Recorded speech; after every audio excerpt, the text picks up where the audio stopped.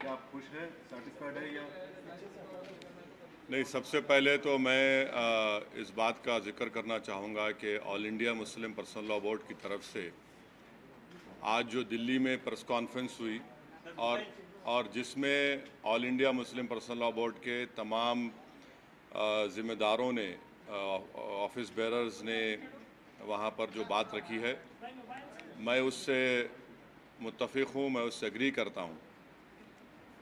दूसरी बात यह है कि मैं शुक्रिया अदा करना चाहता हूँ उन तमाम टीम ऑफ लॉयर्स का जिन्होंने बाबरी मस्जिद का केस लड़ा। मुस्लिम साइड की तरफ से जनाब राजीव धवन साहब का, ख़ास तौर से सैयद शकील साहब का, एमआर शमशाद साहब का,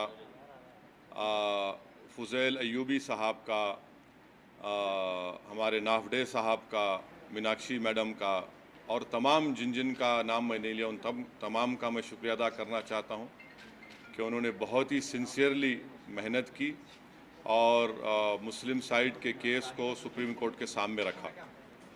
तीसरी बात यह है कि जैसा मैंने आपसे कहा कि जो all India Muslim personal law board का जो ऑफिशियल पोजीशन आया है कि all India Muslim personal law board ने कहा कि हम इस जजमेंट से सेटिस्फाइड नहीं है। मेरा भी मौक़िफ़ वही है और मेरा मानना यह है कि सुप्रीम कोर्ट सुप्रीम ज़रूर है मगर इनफेलेबल नहीं है।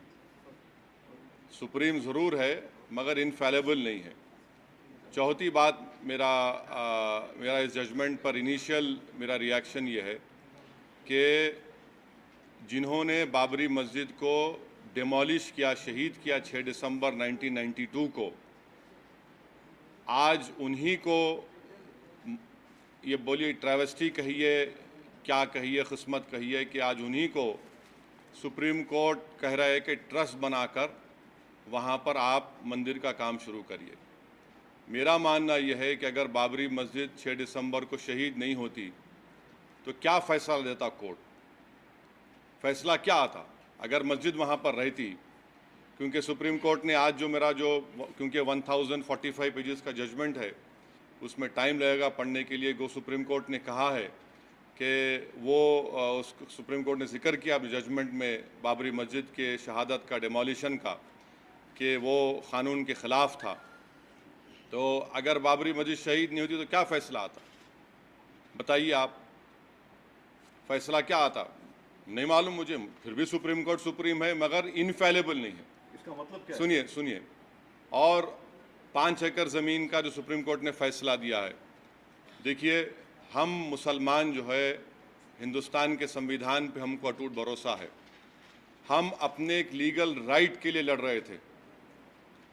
अगर मुसलमान यकीनन गरीब है, मुसलमान कमज़ोर है, मुसलमानों से डिस्क्रिमिनेशन हुआ है, इसको कोई डिनाई नहीं कर सकता। ये जिस तरह सुबह सूरज निकलता उस तरह से सच्चाई पर मुबन्नी है। मगर इन तमाम कमज़ोरियों के बावजूद भी हिंदुस्तान का मुसलमान इतना गया गुजरा गिरावा नहीं है कि वो 5 एकड़ ज़मीन अपने अल्लाह के घर की तामीर के लिए ज़मीन नहीं खरीद सकता उत्तर प्रदेश में। हम अपने एक लीगल हक़ के लिए लड़ रहे थे। हमको किसी से खैरात की ज़रूरत नहीं है 5 एकड़ ज़मीन की। हम मस्जिद बना सकते। अगर आज मैं रोड पे निकल के भीख मांगूँ लोगों से, हैदराबाद की आवाम से, तो यकीनन हैदराबाद की आवाम इस गुनाहगार की झोली में उतना पैसा डाल देगी कि मैं उत्तर प्रदेश में 5 एकड़ ज़मीन बना सकूंगा। हम अपने एक लीगल राइट के लिए लड़ रहे थे। हमको किसी से भीख की ज़रूरत नहीं है, जिसको अंग्रेज़ी में कहते हैं कि हमको पैट्रोनाइज़ करने की ज़रूरत नहीं है आपको। तो अब ये मुस्लिम पर्सनल लॉ बोर्ड क्या फ़ैसला लेगा, किस बात पर फैसला लेगा कि वो रिव्यू करेंगे नहीं करेंगे, वो 5 एकड़ की ज़मीन को कबूल करेंगे नहीं करेंगे। मेरी ज़ाती राय ये है कि हमको 5 एकड़ के इस ऑफ़र को रिजेक्ट करना चाहिए। हमारी लड़ाई एक लीगल राइट की लड़ाई थी और सुप्रीम कोर्ट सुप्रीम ज़रूर है मगर इनफेलेबल नहीं है। ये किसने कहा था? ये जस्टिस जे.एस. वर्मा ने कहा था, जिसको बीजेपी वाले और हिंदुत्व जहन रखने वाले बड़ी बड़ी बातें करते हैं।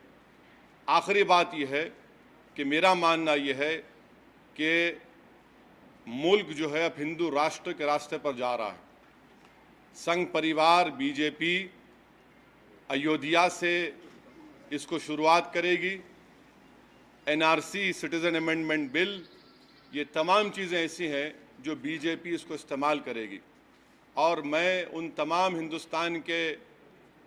हिंदुस्तानियों से अपील कर रहा हूँ जिनको हिंदुस्तान पर नाज है और फ़ख्र है।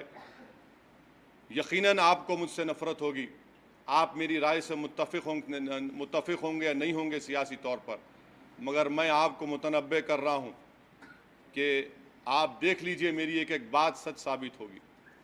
ये तमाम चीज़ें होने वाली हैं उस मुल्क में, और ये हम समझते हैं कि ये जो फ़ैसला आया है, जो पर्सनल लॉ बोर्ड ने कहा कि सेटिस्फैक्ट्री नहीं है। कोर्ट ने माना है कि एएसआई की रिपोर्ट में ये नहीं कहा गया कि वहाँ पर मंदिर थी, कोर्ट ने माना उसको। और फिर कोर्ट ने ये भी कहा कि मस्जिद के अंदर हमने इबादत की वहाँ पर। अब ये समझ में नहीं आया कि 142 का जो exercise of power supreme court ने किया, ये बड़ा गैर मामूली है। सुप्रीम कोर्ट ने 142 कॉन्स्टिट्यूशन के आर्टिकल का इस्तेमाल करते हुए ये बात कही है और हम इससे सेटिस्फाइड नहीं है। सुप्रीम कोर्ट सुप्रीम ज़रूर है मगर इनफेलेबल नहीं है। सर, आपने ही कहा था कि पहले कि कोई भी फैसला है सुप्रीम कोर्ट का आपको मान्य होगा, तो फिर आज आप बात क्यों चेंज कर रहे हैं? मुझे क्या राइट नहीं है ये कहने का कि मैं सुप्रीम कोर्ट के फैसले को जो आया है उससे सेटिस्फाइड नहीं हूँ? क्या हिंदुस्तान के संविधान में मुझे इसकी इजाज़त नहीं है? क्या मैं कंटेम्प्ट ऑफ कोर्ट कर रहा हूँ? क्या हिंदुस्तान में फ्रीडम ऑफ एक्सप्रेशन नहीं है?